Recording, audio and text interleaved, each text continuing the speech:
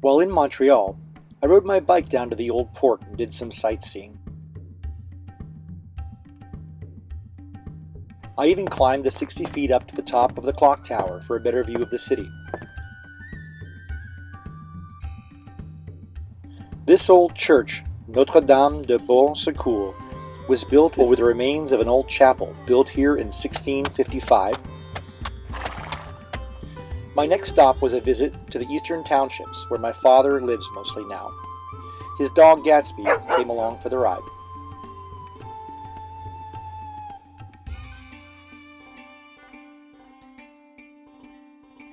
This place provided some great relaxation before heading to the coast of Maine, where I stayed in an RV park near Algonquin Beach in Wells.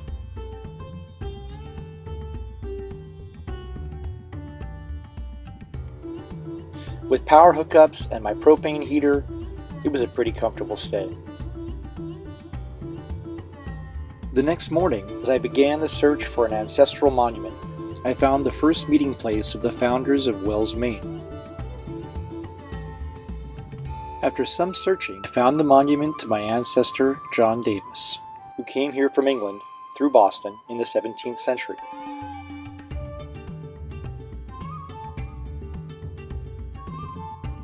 As it was lunchtime, I went to find some local lobster. Afterwards, I drove just north of Boston and found a place to spend the night.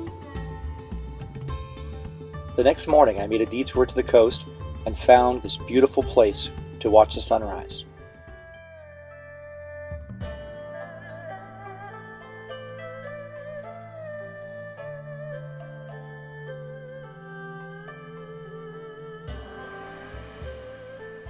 It's here that I met Jim, a local school bus driver, and his dog Coco. They come here every morning to watch the sunrise and often wonder why they're the only ones here. Over the bridge to Salem for a little witch hunting.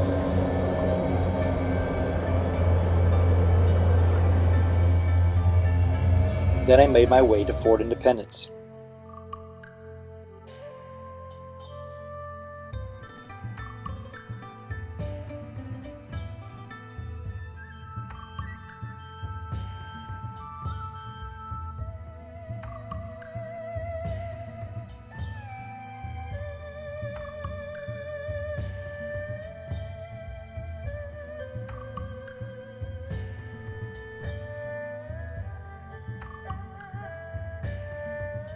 My final stop of the day was at Harvard Square to visit the remains of my ancestor Captain Benjamin Dana, who's buried in the old cemetery there.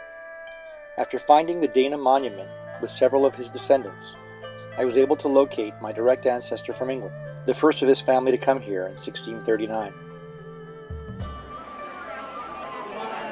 Lunch and a beer at Harvard Square, then I was off to Plymouth. I'll see you soon.